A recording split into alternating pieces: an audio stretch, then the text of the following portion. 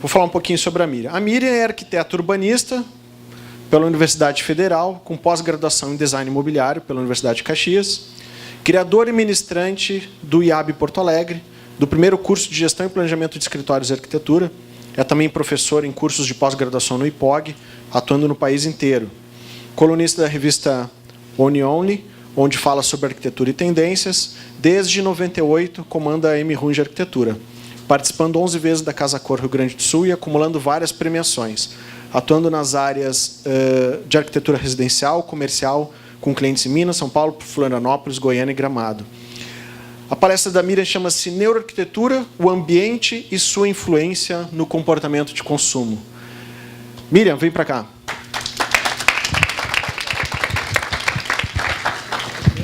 Cadê o passador? Bom dia, pessoal. Obrigada pela oportunidade, Tiago. Obrigada pela presença de todos. A gente vai falar um pouquinho sobre neuroarquitetura, então. Começando, o que é... Ops, desculpa. O que é... O que aconteceu aqui? Desculpa. Volta. Tu está voltando.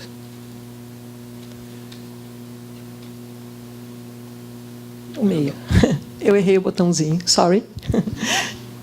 O que é neuroarquitetura, então? Tá? A neuroarquitetura é o nosso relacionamento com o espaço. É a forma como o nosso cérebro percebe o espaço onde a gente está inserido.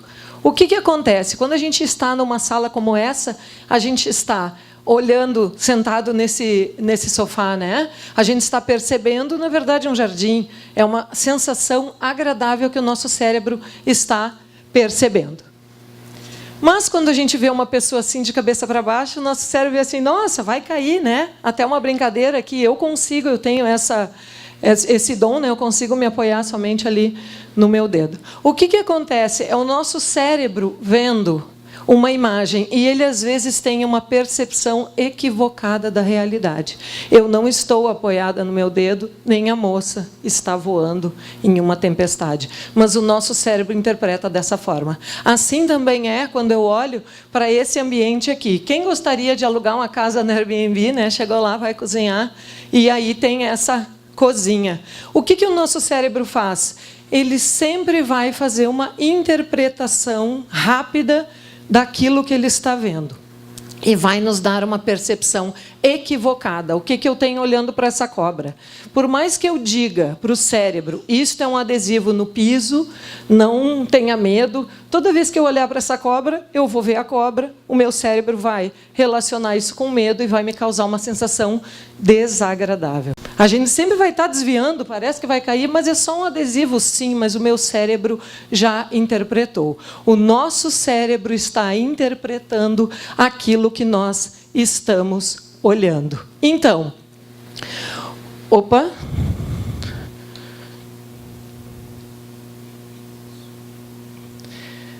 Ele está... Esse aqui, ó. Ele sumiu alguma coisa aí. É isso. Mas não... É? Vamos lá. O que acontece? O nosso cérebro está interpretando aquilo que a gente está olhando. Então, são as nossas percepções a respeito daquilo que a gente está vendo que o cérebro vai interpretar. Nós vamos interpretar isso através dos nossos sentidos, do tato, do olfato, né? Alguém está sentindo um cheirinho bom aí, né? Do olfato que a gente está respirando, o paladar são os sabores que a gente vai sentir, né? E também através da audição. Certo? Então, esses 4 sentidos que eu apresentei agora, eles são responsáveis por aproximadamente 20% da nossa percepção cerebral. Os outros 80% entram para nós através da nossa visão. Por isso que a arquitetura é tão importante, porque a arquitetura ela é muito visual. 25% da nossa energia cerebral é consumida no processo desses estímulos visuais. Então, a arquitetura ela é extremamente importante, porque ela, sendo tão visual, a gente percebendo esse espaço que está na nossa volta, nós estamos processando esses estímulos. E esses estímulos são extremamente importantes no nosso cérebro. Por isso que, às vezes, a gente pergunta para alguém assim, entendeu? Ou precisa desenhar? O que acontece? Por que a gente diz isso? Porque quando a gente expressa através de um desenho, ou de uma forma gráfica, ou de uma fotografia, ou de uma imagem, a pessoa, com certeza, absorve aquilo mais rapidamente. Então, não é nenhuma ofensa dizer entendeu ou precisa desenhar, porque realmente a pessoa vai entender mais rapidamente aquilo que está sendo dito. O mundo e a nossa percepção, elas estão em constante movimento. Assim também está em constante movimento o nosso cérebro, tentando captar toda essa modificação. E aí eu vou contar uma historinha para vocês. Hoje, casualmente hoje, dia 14 de abril, encerra em Milão o Salão do Móvel, que é o ápice, né, de toda a criação mundial. Todo mundo está lá em Milão, aquela coisa toda, buchincho, né, a gente acompanhando aqui. Hoje, casualmente, o pessoal está encerrando o Salão do Móvel de Milão. Em 1998, eu fui no Salão do Móvel de Milão, né, e trouxe de lá uma mala com nada mais, nada menos do que 18 quilos de catálogos. Para vocês perceberem, imaginarem o que são 18 quilos de catálogos, eles equivalem a 3 melancias médias. Tá? É bastante peso. Né? O que eu fazia no meu escritório? Encontros, chás, para que meus colegas visualizassem os catálogos que eu havia trazido nos 18 quilos de Milão. Correto? Hoje, a gente está online, a gente está vendo tudo o que está acontecendo, a gente percebe Milão, né, nos stories, no Instagram, tudo online. Eu não preciso esperar alguém chegar com uma mala para me convidar para o seu escritório. Está tudo ali ao alcance da nossa mão. E só se passaram 20 anos. E o meu cérebro é o mesmo. E ele precisa se adaptar. Ele precisa entender todas essas modificações. E como é que ele faz, então? Como é que ele reage a tantos estímulos externos constantemente? Ele gasta energia, ele gasta muita energia. 25% da energia do nosso corpo ela é consumida pelo nosso cérebro. Então, pega o prato, divide, né, em 4, aquela parte ali é do cérebro. Bom, agora o resto, né? Ele gasta muita energia. Nós estamos o tempo todo sempre prestando atenção, sempre selecionando, sempre gastando energia. O nosso cérebro está sempre escolhendo: gasto energia aqui ou gasto energia ali? O que é que me traz mais prazer? O que é que me traz mais satisfação? E ele vai fazendo, em cima disso, uma seleção natural. E nós hoje estamos precisando fazer uma seleção maior ainda, porque estamos sujeitos diariamente, né, a muito mais estímulos do que estávamos antigamente. Por isso, 20% dos brasileiros já compram online uma vez por semana. E talvez, não estou afirmando, mas 220 mil lojas, estabelecimentos comerciais fecharam no nosso país nos últimos 5 anos. Por quê? Porque talvez faltem atrativos nesse ponto de venda. Se eu preciso medir a energia que eu vou gastar entre uma tarefa e outra, comprar pela internet, nesse caso aqui, é muito mais fácil. 21 mil livrarias e papelarias também fecharam nos últimos 10 anos no nosso país. Quem ainda não comprou um livro na internet? Por que a gente usa o aplicativo? Quem ainda não tem esse aplicativo aqui, o Tiago acabou de citar, não é? Porque eu vou medir, caminho meia dúzia de quadras, pego um ônibus, fico esperando se tem alguma condução aqui, a gente vai a qualquer lugar. Por quê? Simplesmente porque a gente quer economizar energia. O nosso cérebro está sempre trabalhando sob esse aspecto. E aí, se eu olho para uma loja vazia, igual, e sem nenhuma experiência, o meu cérebro vai pensar assim: por que é que eu vou para este ponto de venda que não tem graça nenhuma, gastar minha energia, perder tempo, se eu tenho tudo na palma da mão? Por que eu vou fazer isso? Não é? E ele, antes da gente pensar qualquer coisa, eu tomar a decisão, ele já tomou: não vou, estou cansado, vou dar uma olhada aqui mesmo, não é? Nós estamos querendo sempre novidade. O nosso cérebro é curioso. Ele quer coisas novas. Diz a filosofia que nós somos um animal racional. Quando a gente estudou na escola, né? Os primeiros anos de escola, o que difere os animais do homem? Ah, nós somos seres racionais, certo? Quando a gente trabalha preço, a gente é racional. Quando a gente faz contas, a gente é racional. Mas quando a gente trabalha o valor, a percepção de valor, a gente é totalmente emocional. Eu, com certeza, seria uma pessoa mais feliz naquele vestido. Então, eu pago, certo? Ah, mas é uma marca aquela, então vale, não é? Pense, suas decisões são efetivamente racionais? Se fossem racionais, aqui eu trago para vocês o restaurante Fasano, em São Paulo. Todo mundo já deve ter ouvido falar, um dos melhores hotéis que nós temos no nosso país. O ano passado, o Fasano fez uma ação, proporcionou um jantar, vários chefes, degustação de vinhos, espumantes, aquela coisa toda. E, por esse jantar, as pessoas pagaram apenas R$12.000. Né? Tinha fila de espera. Isso é uma atitude racional? Se fosse lá em casa, né? Ó, gente, vamos fazer a divisória aí, ó. A jantinha deu R$12.000 por pessoa. Todo mundo saía correndo, né? Ninguém ia querer participar. O que acontece aqui? Além de eu estar com um valor emocional envolvido neste hotel, eu tenho um valor emocional envolvido em estar nele, em ocupar esse espaço, em estar vivenciando as sensações de estar neste restaurante. E isso acontece quando a gente tem um relacionamento ou com uma loja, ou com uma marca, ou com um produto, ou com os três juntos. Então, quando a gente tem um relacionamento com uma loja desta forma, com um ponto, com uma marca, com uma roupa, com uma marca de carro, ou qualquer coisa que seja, porque tudo o que a gente faz é consumo. Eu trago algumas lojas como exemplos, eu trouxe o restaurante, mas tudo o que a gente faz desde a hora que a gente sai de casa é trocas de consumo. A gente almoça, a gente compra roupa, a gente compra, experimenta passar um dia sem comprar alguma coisa? Então, a gente prende a atenção deste consumidor, a gente faz com que ele perceba o nosso valor e a gente tem esse engajamento que gera nele o quê? Uma memória. Quem pensa no Mickey agora?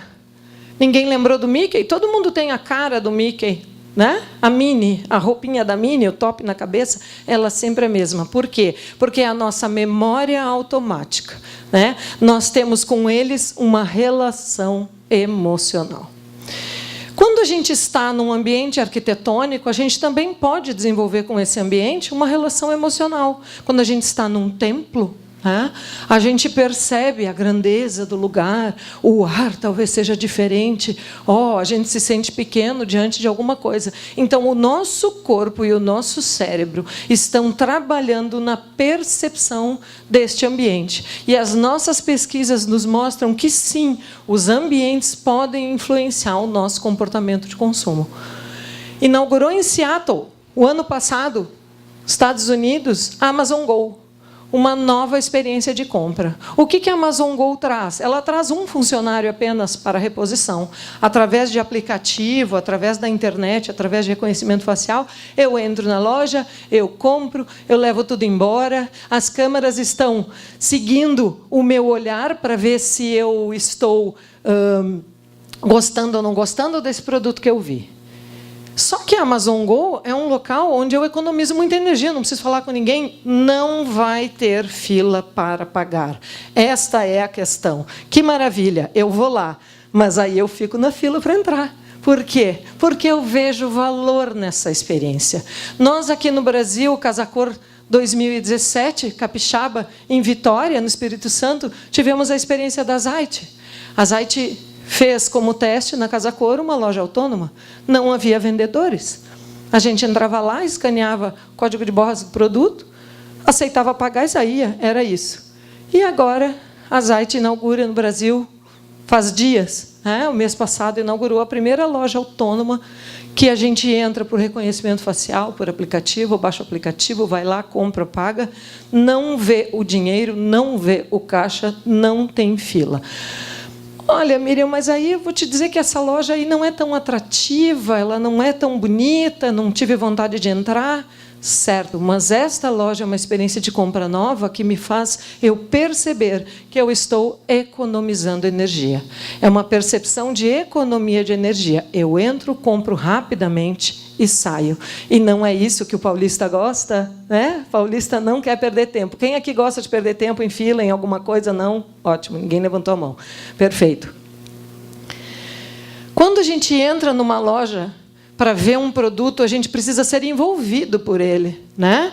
Eu trago aqui uma experiência agradável.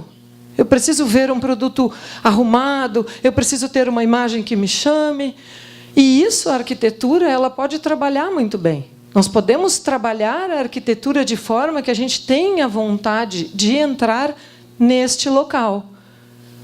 O ar lá dentro parece melhor, não parece? Quando eu entrar ali, não vou me sentir diferente. Tem até uma pessoa fotografando ali e tal. Entro, não entro, vou entrar. Vou ver o que é. Não parece que lá dentro tem uma sensação diferente? Eu não estou entrando simplesmente por um aparelho, por uma compra, por alguma coisa. Eu estou entrando por um outro motivo, que eu não sei qual é. Se não fosse assim, a Natura não estaria, depois de mais de 40 anos, vendendo, com mais de 1 milhão de consultoras no nosso país vendendo por catálogo, ela não estaria abrindo lojas físicas. Por que é que ela está abrindo lojas físicas? Porque ela quer conhecer o seu consumidor. Esse consumidor até então estava distante da marca. Agora, ela quer ter esse contato pessoal, ela quer ter a percepção e o engajamento desse consumidor. Efetivamente, ela quer identificar as reações destas pessoas. Ela quer despertar a atenção deste consumidor. E quando eu coloco, por exemplo, cores, quando eu venho com cores aqui, eu consigo despertar a atenção do cérebro. Por quê? Porque o meu cérebro ele faz as suas próprias conexões. Quando eu vejo uma loja colorida, que me dá uma sensação agradável, eu penso, o meu cérebro, né, sozinho, autônomo, ele pensa assim, talvez ali tenha alguma coisa interessante. Por isso, uma loja colorida, alegre e bem iluminada nos gera interesse. E a arquitetura pode fazer isso. Nós podemos, através de uma iluminação correta, em cima de um determinado produto, valorizar todo um conceito e os objetos de uma loja. Nós podemos criar exclusividade em alguns produtos, minimizando essa luz e trabalhando um caminho, e aí o meu cérebro diz assim, talvez ali tenha alguma coisa interessante para mim. E, através da arquitetura, eu também posso gerar contemplação, posso gerar um outro tipo de experiência. Eu no mundo dos livros. E essa contemplação por esse espaço enorme que foi criado pode ser interpretada pelo meu cérebro também em outros espaços. O cérebro faz as suas próprias interpretações quando ele vê um vestido colocado nesse local. Ele vê valor naquele vestido, naquela bolsa. Ele vê exclusividade. E isso é pura arquitetura. Eu posso traduzir movimento, eu posso explorar aromas, e eu posso ter uma loja rica em texturas que remetam que este cliente ou este usuário está em algum lugar. E aí eu provoco nele sensações. Porque quando nós compramos alguma coisa, nós projetamos o futuro e pensamos no prazer que nós vamos ter usando, no caso, o chinelo. Nosso chinelo que ganhou o mundo, né? Ou alguém aqui na sala não sabe de onde saiu essa caixa. Então, a cor e a arquitetura, a gente consegue sim fazer com que esse espaço traga valor para o produto, faça com que as pessoas tenham curiosidade, com que o cérebro tenha vontade de entrar. Falando um pouquinho sobre projeto. Assim como o mercado de consumo que eu apresentei para vocês, que mudou nos últimos anos, os projetos também mudaram. Os nossos projetos mudaram muito. Eu, quando me formei, ainda grafiquei. 15 dias, a nanquim ali, caneta nanquim e tal, pranchas grandes, papel vegetal, papel manteiga. Né? Hoje, a tecnologia mudou a entrega de projetos. Os nossos projetos eles estão sendo entregues de outra forma. Mas o projeto não mudou somente com relação à tecnologia. Ele mudou também da forma da gente criar esse projeto. Porque há 20, 25, 10, 15 anos, até bem pouco tempo atrás, ou até ontem, os projetos eram o quê? Baseados na nossa experiência pessoal, na nossa percepção pessoal, ou numa junta de arquitetos, né? Ou até, às vezes, na experiência e na percepção pessoal deste cliente, que quase, às vezes, impunha que a loja fosse escura, ou que a loja fosse toda branca. Né? Quantas vezes eu vi equívocos, produto versus ponto de venda, com relação a isso. Por quê? Porque nós estamos baseados apenas na nossa percepção pessoal. E como é que eu vou fazer um projeto deste porte, milhares de reais envolvidos, baseados em percepção pessoal? É muito dinheiro envolvido, né? Até hoje, a gente escutava esse cliente, a gente tinha o que apenas ele nos relatava. E assim como já foi citado aqui, né, sobre a roupa da esposa, estou bonita? É óbvio que está. O projeto está bom? Claro que está. Né? A gente... O que eu vou dizer? Vou dizer que não está bom, mas eu também não tenho uma ideia melhor, aí eu vou ter que dar uma sugestão, a pessoa vai ficar brava comigo, eu perco o emprego, é melhor dizer que está bom. Né? Então, o que a gente faz? Aqui, a gente está captando o que esse cliente relatou. Né? Nós, hoje, podemos entender o que ele sentiu. Nós conseguimos entender o que esse cliente sente quando ele olha para aquela loja, quando ele olha para aquela cor, quando ele olha para aquele pacote, nós conseguimos identificar qual é a sensação antes que ele saiba qual é. Projetos onde o nosso sucesso pode ser comprovado. Não é apenas, acho que isso aqui vai dar certo. Acho que isso vai dar muito certo. Eu acredito que vai dar. Não, eu tenho números. X entre tantas pessoas sentiram isso. X entre tantas pessoas sentiram isso aqui. Isso aqui precisa ser ajustado. Essa cor precisa ser outra cor. Essa cor não está funcionando. E assim a gente vai trabalhando esse cliente, conhecendo esse cliente através dos equipamentos que o Tiago falou lá na primeira palestra. A gente vai conhecendo as emoções deste cliente, trabalhando ele, entendendo ele um pouco melhor e criando para ele novas experiências através da arquitetura. E aí nós podemos dizer que um ambiente como esse tem uma efetiva e real comunicação, que o cliente realmente quer, ele sabe, ele identifica e o cérebro dele leva ele para lá. Então, o lojista investe ali naquele espaço. Nós temos uma percepção diferente para esse cliente. Nós podemos proporcionar, então, experiências inovadoras se nós conhecemos esse cliente. Nós podemos criar atmosferas sensoriais que levem ele a viver esta nova experiência, que ele queira viver essa nova experiência. De longe, a gente está falando em manipulação. Por quê? Porque quando o meu cérebro identifica, opa, morangos frescos, maduros, recém-colhidos da Serra da Canastra, ó, água na boca, eu quero. Então, o cliente vê, identifica que quer e se permite, entra e compra. E quando ele compra, ele realmente está satisfeito, porque ele fez a coisa certa. E do lado de lá, o lojista, ou o dono do restaurante, ou o dono da loja, ele também está satisfeito, porque esse cliente comprou aquilo que efetivamente, consumiu aquilo que efetivamente ele precisava. E isso que eu estou falando aqui não é ficção científica. A gente já está fazendo, nós já estamos medindo, né? Nós estamos fazendo isso em sala de aula. Nosso querido professor que vai falar na sequência aqui. A gente já está fazendo, a gente já está pesquisando esses projetos. Por quê? Porque nós queremos gerar novas experiências que tragam para esse cliente confiança, conexão com as marcas, que seja uma percepção de valor e lealdade, né, entre esses relacionamentos. Nós sabemos e planejamos a reação que o cliente vai ter quando ele perceber essa loja, esse ponto de venda ou estas sensações. Nós podemos medir efetivamente isso. Nós podemos ter uma arquitetura com resultados, não apenas baseada na percepção ou naquilo que a gente pensa que vai acontecer. Nós sabemos o que vai acontecer. E esses dados a gente vai apresentar também no seminário em 30 de novembro. A melhor maneira da gente prever o futuro é a gente criar esse futuro. Então, eu quero deixar essa frase para vocês e dizer para vocês que nós aqui estamos criando esse futuro. Muito obrigada.